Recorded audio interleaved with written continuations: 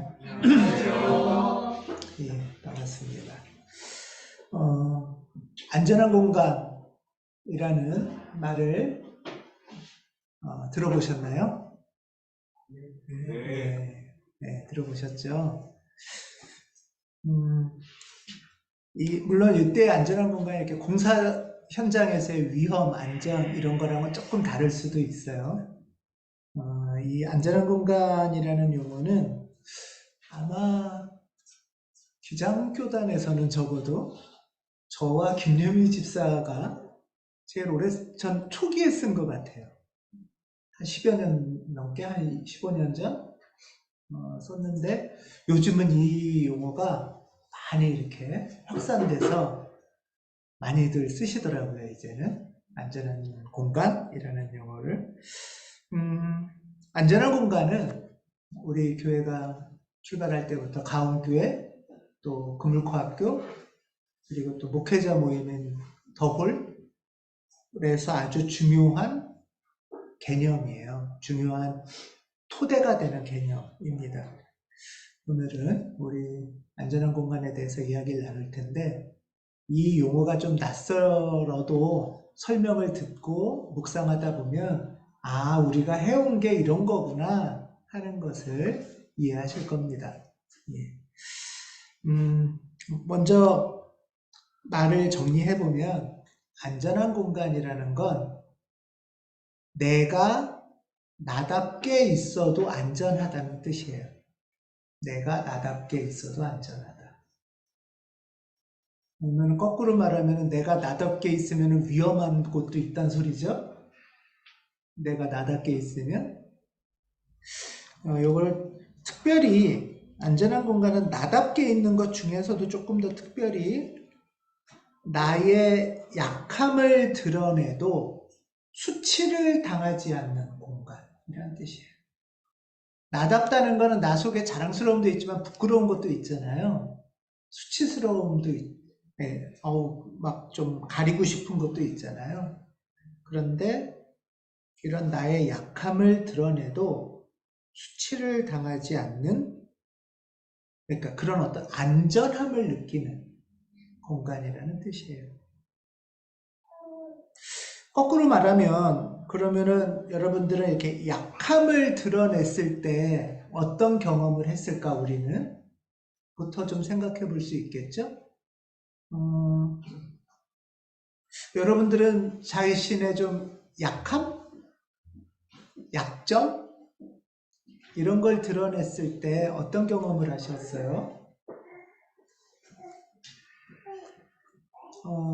좀 이렇게 격려받고 괜찮아, 잘 다뤄지고 극복할 수 있어, 이렇게 격려를 받는 경험도 있지만, 자신의 약점을 드러내면 아이고 하면서 너 그럴 수 있지 내가 그럴 줄 알았어 하면서 오히려 손가락질을 당하고 약간 좀 무시를 당하고 이런 경험이 있을 수도 있어요. 여러분은 이렇게 나의 약함을 드러냈을 때 격려받은 경험이 많으세요? 좀 약간 손가락질? 무시? 이렇게 대놓고는 안 해도 그런 경험이 더 많으세요? 후자예요. 예. 안전한 공간이라는 신학적 개념은, 이 개념을 제공한 사람은 퀘이커 신자인 파커 파머라는 분이에요. 이 파커 파머라는 사람이 안전한 공간에 대한 글을 쓰고 설명을 하면서 자신의 어린 시절의 학교 경험을 얘기해요. 학교에서 이 사람은 위험한 경험을 했대요. 학교에서 예를 들면 내가 모르겠어서, 내가 이거 잘 몰라요. 또 축구할 때, 이 파커파머는 남자였는데 축구할 때 나는 무서워서 몸싸움 같은 거 잘 못하겠어요. 그랬을 때 학교에서 어떤 경험을 했을까요, 이 사람은? 공부를 못한다는 걸로 선생님한테 관심에서 멀어지기 시작했고, 남자애들은 남자답지 못하다는, 찌질하다는 무시를 받기 시작했어요. 그러면서 이 사람은 생각했어요. 아, 몰라도 모른다고 하면 안 되는구나. 무서워도 무섭다고 하면 안 되는구나. 팝업하면 학교에서 그 찌질하다는 손가락질이 왕따 경험도 있었대요.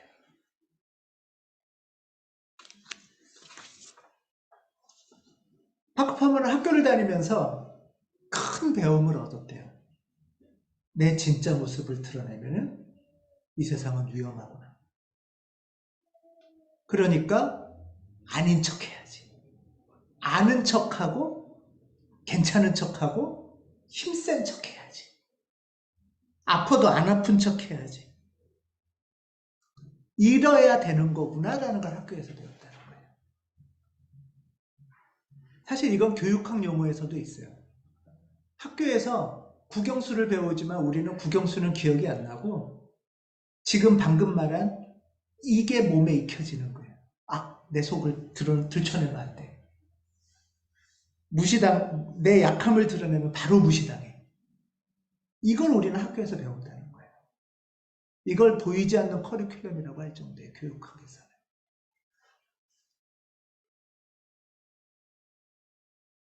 저도 학교에서 이런 경험이 있었어요. 여러분들은 어떤 학교 경험이 있으셨을지 모르겠는데, 학급하면은 이런 학교의 경험을 깊이 아파도 하고 왕따도 당하고 겪어가면서, 아, 내가 집에 있을 때는 본래 모습으로 있어도 학교 가면은 다른 모습을 보여줘야 되는구나. 이렇게 배운 거예요. 근데 점점 커지면서 집에 있을 시간은 작아지고 학교에 가고 바깥에 있을 시간은 많아지잖아요. 그러니까 자기 겉사람하고 속사람이 나눠져서 내 겉사람만 드러내야지.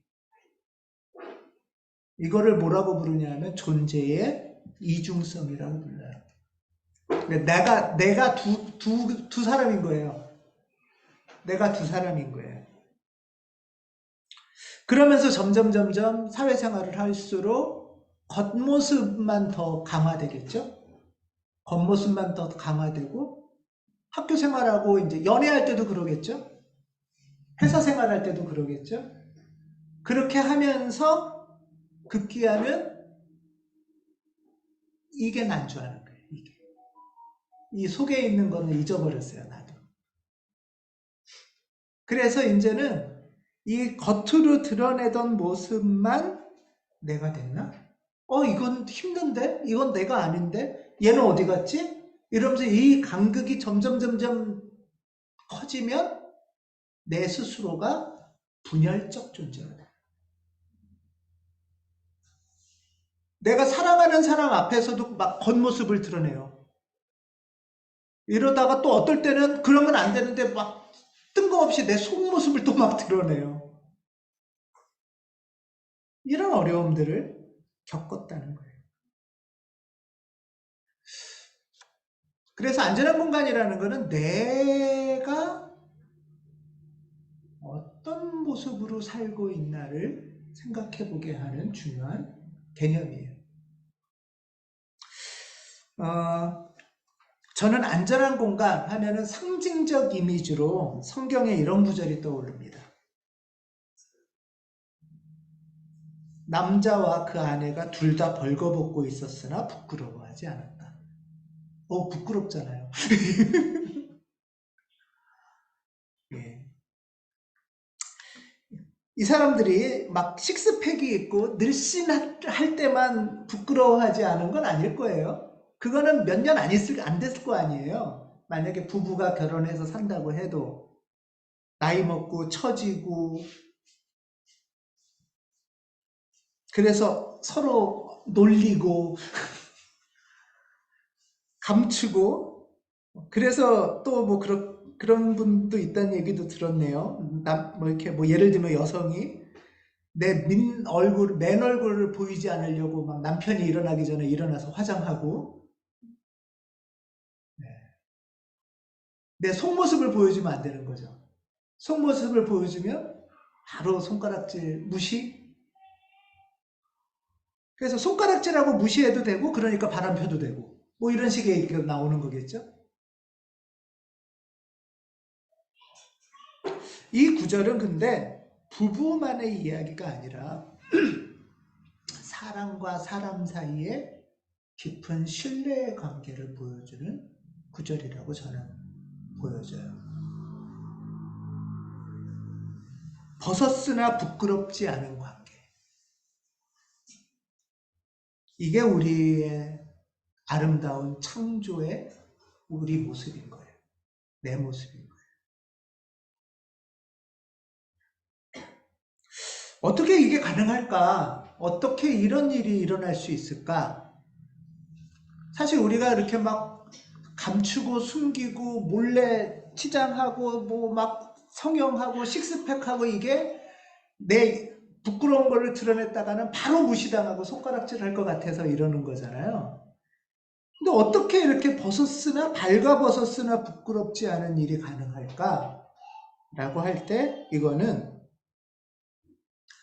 벌거벗는 이 상대 앞에서 내가 나를 벗는 일도 중요하지만 더 중요한 건 내 약함을 드러낼 때 이 사람이 나를 어떻게 보는가의 시선이에요, 사실. 내 앞에 앉아있는 사람의 태도와 관련되어 있어요. 그게 관건이에요. 순서로 보면은 약함을 드러내는 사람보다 약함을 드러내도 돼 하면서 그것을 얘기를 들어주고 봐주는 신뢰의 사람들이 있을 때 이게 가능한 거죠. 안 그러면은 학교의 경험처럼 바로 공격을 당하니까. 그런 면에서 벗고 드러내는 사람보다 그 사람을 둘러싸고 그 벗을 사람, 약함을 드러낼 사람을 깊이 존중하고 환대하고 경청하는 공간을 만드는 것이 안전한 공간을 만드는 거죠. 그 사람이 약함을 드러낼 때, 어떤 사람이 약함을 드러낼 때 그러면 안 되지 하면서 성급하게 판단하고 또 바로 지적하려는 마음이 올라온다면 그 마음을 가라앉혀야 되고요. 그리고 이 사람 속에 있는 이야기 더 속에 있는 마음에 주목해야 되고요. 이 사람이 이렇게 약함을 갖기까지의 인생의 여정이 있을 거 아니에요. 그 여정에 귀를 기울이는 것이 안전한 공간을 만드는 조건이라는 거예요.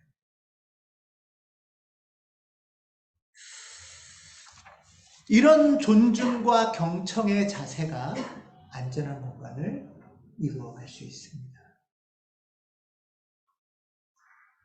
우리 교회에서 예를 들면 소모임 할 때를 생각해 보시면은 거의 비슷해요.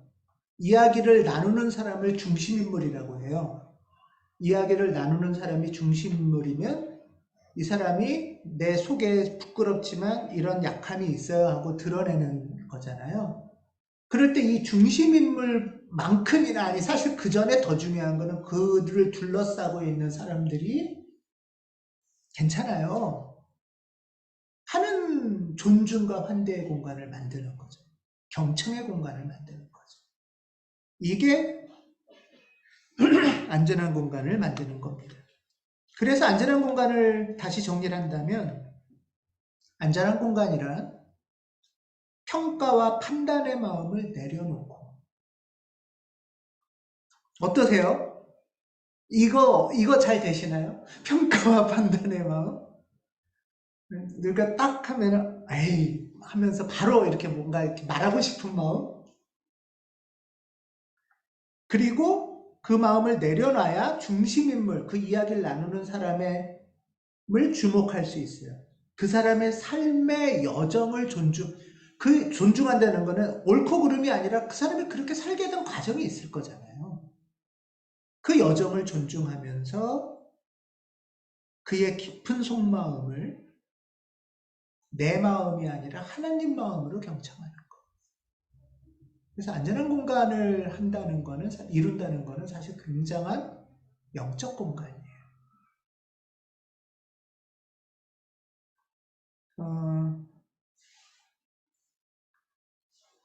왜 이런 안전한 공간이 그럼 우리 인생에서 필요할까요?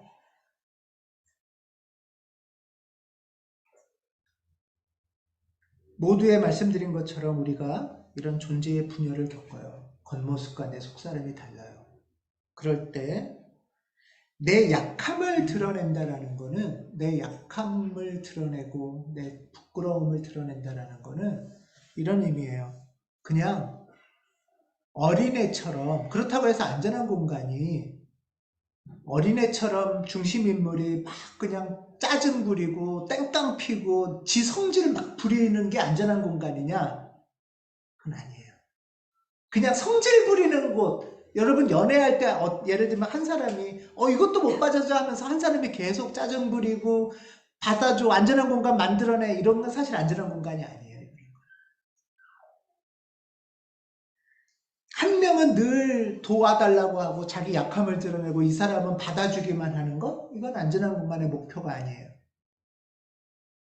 또 야, 나도 이렇게 내 비밀, 내 약점, 내 어떻게 보면 부끄럽고 잘못한 걸 얘기했으니까 너도 얘기해 해가지고 일종의 사실 다 우리가 까보면은 너도 죄인, 나도 죄인이니까 죄인들끼리 막 그냥 이렇게 막 지내보자 이러면서 죄의 카르텔을 만드는 게 아니에요. 그런 경우도 있지 않아요? 친밀한 교회 구역 모임 중에 어차피 하면서 막 뒷담화, 수다, 뒷담화를 하면서 나만 나쁜 사람이 아니네 저 사람도 나쁜 사람이네 그러면서 마음의 안정감을 느껴. 안전한 공간이 아니에요.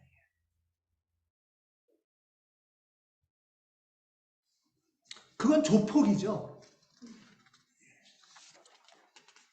안전한 공간이 우리 인생에서 필요한 이유는 내 약함을 드러내는 이유는 이 약함에서 끝나는 게 아니라 이 약함을 하나님 앞에 드리고 하나님과 같이 다뤄가면서 나의 온전함을 이루어가도록 영적 성장이 되는 것이 목표입니다.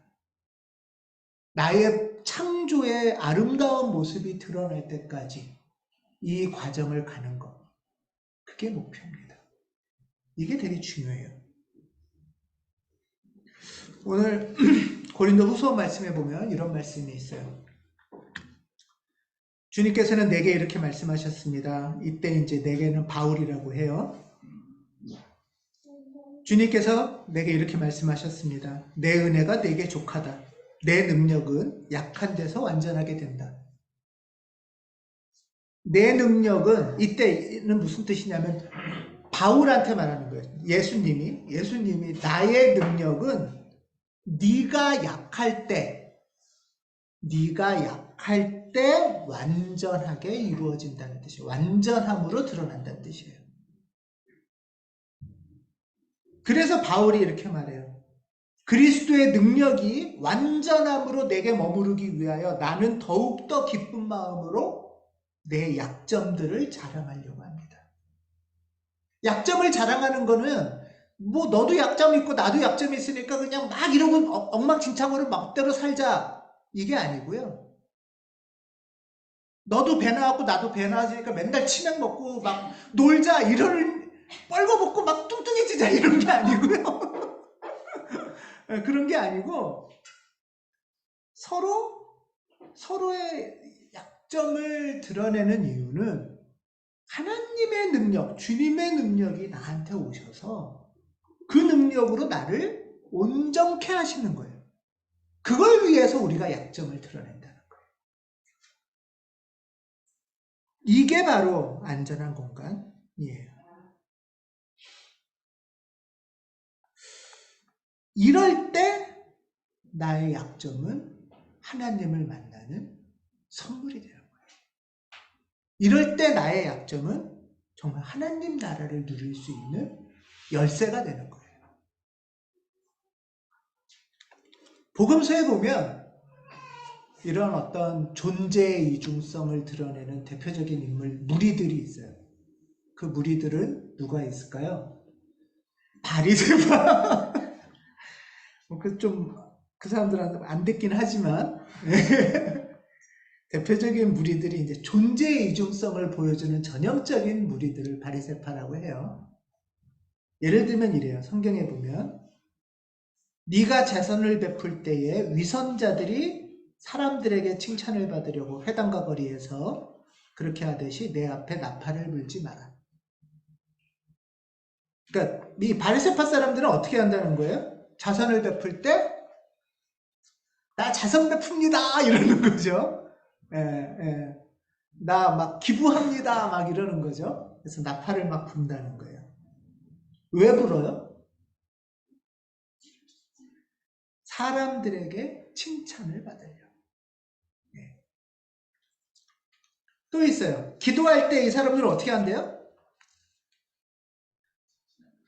회당과 큰 길 모퉁이에서, 큰 길 모퉁이라는 건 큰 사거리 교차로에서 이렇게 쫙 이러고 산다는 거예요. 그러면은 사람들한테 보이려고. 그럼 사람들은 이 사람들한테 뭐라고 하겠어요? 와, 대단한 예언자인가 보다. 이러겠죠. 이거 듣고 싶어서. 또 있어요. 금식할 때에 이 사람들은 어떻게 한대요? 얼굴을 흉하게 하고 나 며칠 굶었어. 뭐 완전히 거룩하지? 이렇게 한다는 거예요. 이런 사람들을 성경에선 위선자라고 불러요. 위선자라는 건 뭐냐 하면 가면을 쓴 사람이라는 뜻이에요. 가면은 껍데기를 보여준다는 거죠.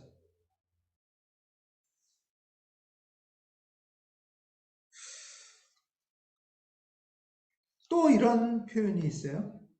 그들이 하는 모든 일은 그래서 사람들에게 보여주려고 하는 거예요. 그들은 경문곽을 크게 만들어서 차고 다니고 옷수를 길게 늘어뜨린다. 경문곽이 뭔지 모르시죠? 옷술은 또 뭐야? 이런 건데요. 왼쪽 그림 사진에 보면 이마에 뭐가 있죠? 이렇게 곽이 있어요. 사각 곽에 조그만 성경 일부를 상자에 넣어놔요. 그리고 왼팔에 가죽으로 감싸가지고 묶어서 또 왼팔에도 팔뚝에도 있죠. 얼마나 거치장스럽겠어요. 그쵸? 원래는 이렇게 경문을 하는 이유는 내가 늘 불편할수록 하나님을 생각하는 거죠. 그러면서 불편할 때마다 하나님을 생각하고 떠올리고 말씀을 생각하라고 이렇게 한 거예요. 근데 경문각을 크게 한대요. 보통 요만한데 이만하게 하는 거죠. 팔뚝에도 이만하게 하고. 그다음에 오른쪽에 보면은 요 망토 같은 뒤에 이렇게 길게 술이 있죠. 보이세요? 네, 망토 뒤에 이렇게 길게 술이 있어요. 이게 막 뛰어다니다가 발로 걸려 넘어질 거 아니에요. 막 치렁치렁한 거예요. 오른쪽에도 현대인들도 이런 술을 옷에 밑에 달아요. 셔츠에다가도 달고. 근데 이 사람들이 아까 복음서에 보면은 곽을 크게 하고 옷술을 치렁치렁하게 한대요. 왜? 사람들한테 보여요. 이 사람들은 지금 모든 게 다 사람들이 나를 어떻게 볼까? 사람들이 나를 어떻게 평가할까? 대단하다고 할까? 무시할까? 지금 그거예요. 사실 그러니까 얼마나 이 사람도 위험한 삶을 살는 거예요. 저는 니들의 마음을 생각해 봤어요. 이 사람 마음은 어떨까? 저녁 때 이제 막 큰 길 모퉁이에 서서 기도하고 경문 이만한 거 하고 다니고 옷을 막 이러고 하루 종일 돌아다니고 집에 딱 들어왔어. 아, 오늘 성공했어. 저 사람이 오늘 나한테 막 대단한 눈초리를 보내줬어. 아싸. 이러면서 막 기분 좋았는데 그 다음 날은 집에 하루 종일 돌아다니고 들어왔는데 짜증나 오늘. 이렇게 내가 옷을 했는데 저 사람들이 아는 척을 안 하네. 거봐, 내가 이번에 경문 새로 산다고 했을 때 샀어야 되는데 아이 그 옆집 그 바리새파 공부도 못하는 애들 사람들이 좋다고 하네. 이랬을 것 같은 마음이 든 거예요. 얼마나 마음이 지옥일까요?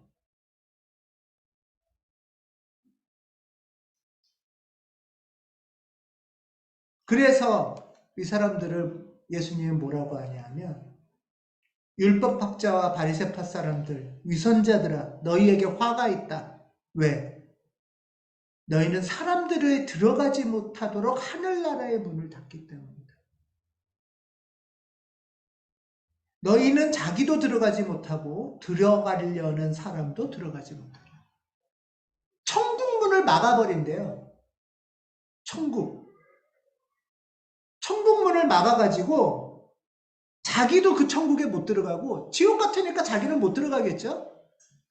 그리고 사람들도 맨날 이 경문각이 어떠니 경술이 옷술이 어떠니 이런 것만 보게 해서 천국을 못 들어가게 만든다는 거예요.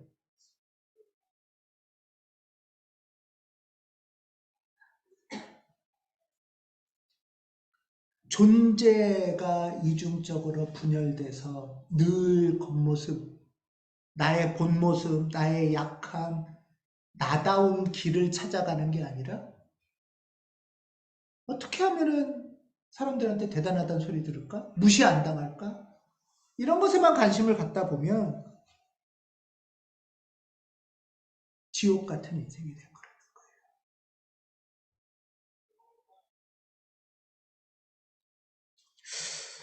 우리는 천국은 죽어서만 가지 않는다는 것은 다 아시죠?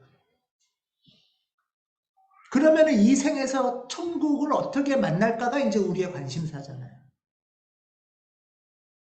오늘 말씀에 의하면 저는 우리가 살면서 천국을 만나는 건 안전한 공간과 깊이 관련되어 있다고 믿어요.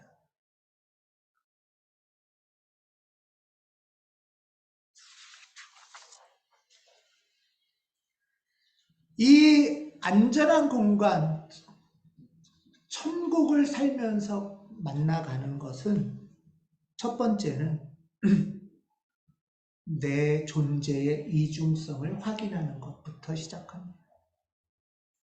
나는 어떤 가면을 쓰고 살아가고 있는지, 어떤 갑옷을 입고 살아가고 있는지,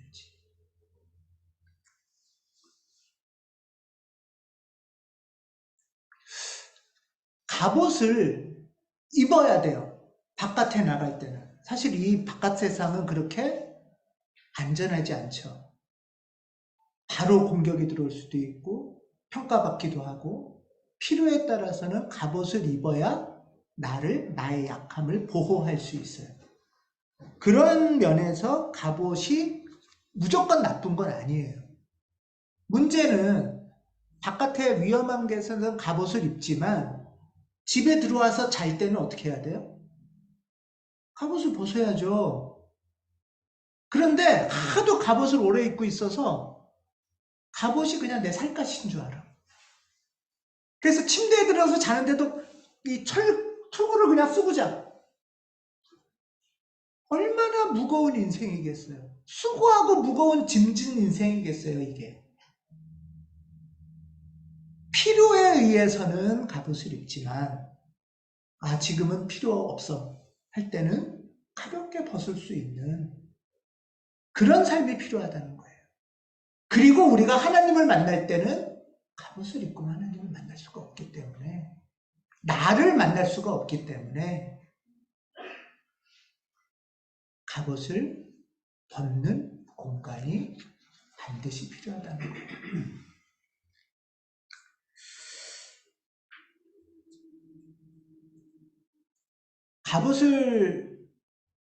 그런데 이제 우리가 바깥에서 늘 갑옷을 입고 파코파머처럼 학교에서 어릴 때부터 이제 막 그런 공격당하고 무시당하고 나도 또 공격하고 막 지금 당장 못하면 힘 세지면 복수하고 왕따하고 하여튼 뭐 계속 이런 과정 속에서 나도 모르는 갑옷을 엄청 입고 있는데 어느 안전한 공간에 갔는데 사람들이 갑옷을 입고 왔다가도 여기서 벗어. 그러고 좀 편하게 있어. 그런 모습을 보면 나도 그러면 일단은 나도 갑옷을 입고 있나? 라는 걸 발견하게 되겠죠. 그러면 나는 어떤 갑옷을 입고 살아왔나? 하는 것을 발견하고 야, 저분들은 저러니까 가벼워 보인다. 하면서 나도 갑옷 하나를 벗을 수가 있을 거예요. 처음 갑옷을 벗었을 때 얼마나 가볍겠어요? 이게 영적 여정인데요. 처음에는 그런지도 모르고 살다가 갑옷과 투구를 쓰고 사는지도 모르다가 딱 깨닫는 순간 안전한 공간에 와서 사람들이 갑옷을 자유롭게 벗는 것을 보는 순간 나는 평생 이 무거운 갑옷을 입고 살았구나라는 것 속에 정말 눈물의 토만이 납니다. 내 인생이 헛살았나 싶은 마음이 듭니다. 그리고 내가 이렇게 갑옷을 입고 이게 내 살갗인 줄 알고 살게 될 수밖에 없었던 인생의 여정이 있을 거 아니에요. 얼마나 공격받고 무시당하고 왕따당했으면 잘 때도 못 벗고 자겠어요. 이런 시간에 후회와 통곡과 상처와 하는 시간을 거치면서 치료와 회복의 시간을 만나게 되고요. 그때가 되면 아직 다는 못 벗어요. 투구 하나 정도 벗을 수 있을지. 그래도 투구 하나를 벗는 순간 목이 막 돌아가는 거예요. 이렇게. 목이 돌아갔네 내가? 여태까지는 돌아보려면 온몸을 이렇게 해야 돌아봤었는데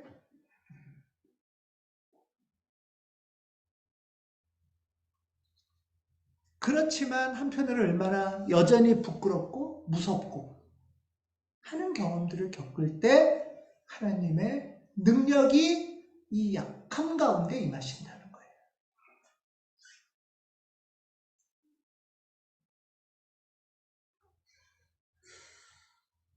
이게 구원 경험이고 이게 천국 경험이에요. 이런 게 하나님을 만나는 거구나. 이게 하나님 나라에 들어가는 거구나. 그런데 계속 누군가가 평가하고 손가락질하고 야단치고 이러면 그 사람도 천국을 못 들어가게 만들고 나도 지옥 같은 거죠. 그래서 바리새파는 자기도 천국에 못 들어가고 사람들도 못 들어가게 한다는 거예요.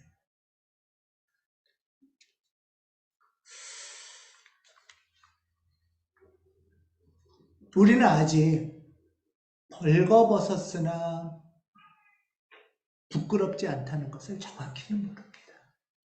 하지만 조금씩 맛봐가는 것. 이게 우리의 소망이에요. 이 소망을 위해서 우리가 그리스도의 능력이 나의 약한 데서 완전하게 된다는 것을 기대하면서 그리스도의 능력이 내게 머무르게 하기 위하여 더욱더 기쁜 마음으로 내 약점들을 자랑하는 그런 우리 가온교회가 됐으면 좋겠습니다. 이런 가정이 됐으면 좋겠습니다. 기독교인이 된다는 건 교인 등록하는 거가 문제가 아니에요. 이런 안전한 공간을 내가 어떻게 우리 가정에 형성해낼 수 있을까? 안전한 공간이라는 관계를 일상에서 내가 어떻게 내가 만나는 사람과 만들어갈 수 있을까? 이게 선교예요. 이게 예수의 능력을 전하는 거죠. 괜찮아. 나도 약하고 당신도 약한데 약점을 드러낼 때 우리는 온전함으로 나갈 수 있어. 하는 격려와 용기가 주님이 우리에게 주시는 초대의 말씀입니다. 섣부른 판단과 평가를 내려놓는 것, 다른 이의 생애 여정 가운데 겪어온 아픔과 기쁨에 세밀히 귀 기울이는 것, 그 가운데 성령의 운행하심을 간구하는 것. 우리 가온교회와 여러분의 가정과 2024년 우리가 만나가는 사람들의 관계 가운데 이루어지기를 주님의 이름으로 기원합니다. 기도하겠습니다.